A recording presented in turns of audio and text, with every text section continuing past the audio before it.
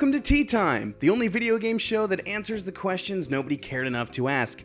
This week's show is brought to you by Blood, Sweat, and Tears, now with 25% more caffeine. So guys, it's the middle of July and we've just passed the 1-year anniversary of Rocket League on PlayStation Plus.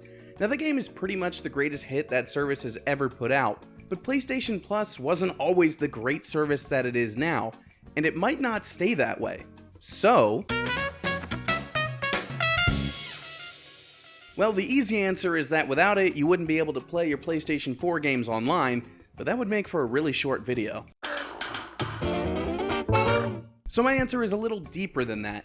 PlayStation Plus doesn't have just one purpose. It has a bunch, and it's evolved ever since it first started on PlayStation 3. So here to talk about it, please welcome the man who introduced the PlayStation 3 to the world, Mr. Kaz Hirai.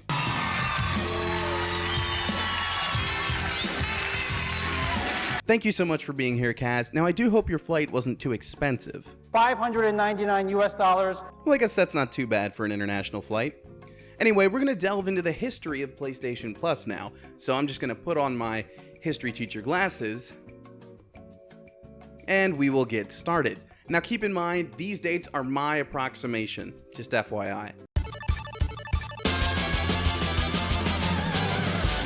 So PlayStation Plus first launched in 2010.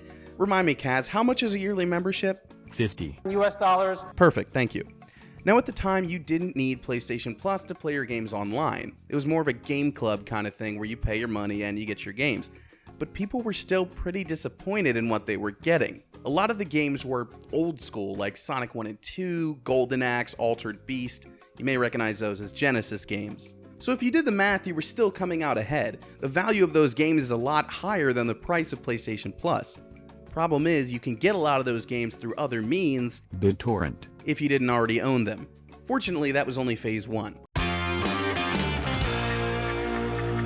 After a couple years, the PS Plus offerings really ramped up. You were getting these big games like Demon's Souls, Sleeping Dogs, Borderlands 2, BioShock Infinite, so it was a great way to play games that you might have missed from the year before. And considering how much some people paid for their PS3s, $599 US. they were very happy with this. You're basically getting like 6 to 10 AAA games for $10 less than the price of one new release. But then the PS4 came along and that changed again.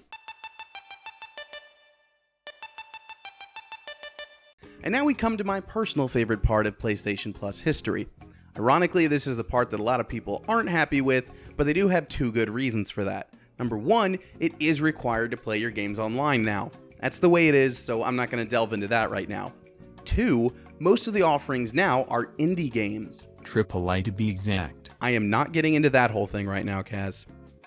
Right now we're in the discovery phase of PlayStation Plus.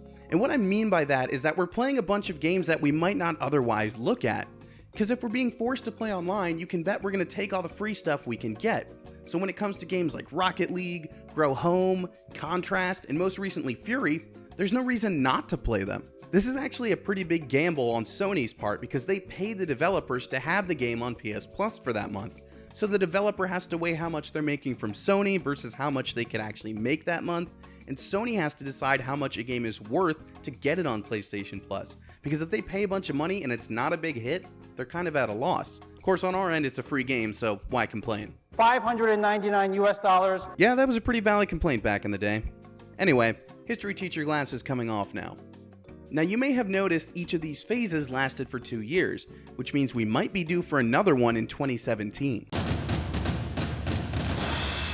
Now the glasses are off because frankly, I don't know what's next. I don't know if we're going to go back to retro games, if we're going to go back to AAA stuff, if we're going to stick with these indies. I just don't know. But the comments are down there for a reason, so post your own theory. I would love to know what you guys think. Also, you may have noticed I did not mention the PS Vita at all in this video. Anyway, thank you for being here, Kaz. Give it up for Kaz Hirai, ladies and gentlemen.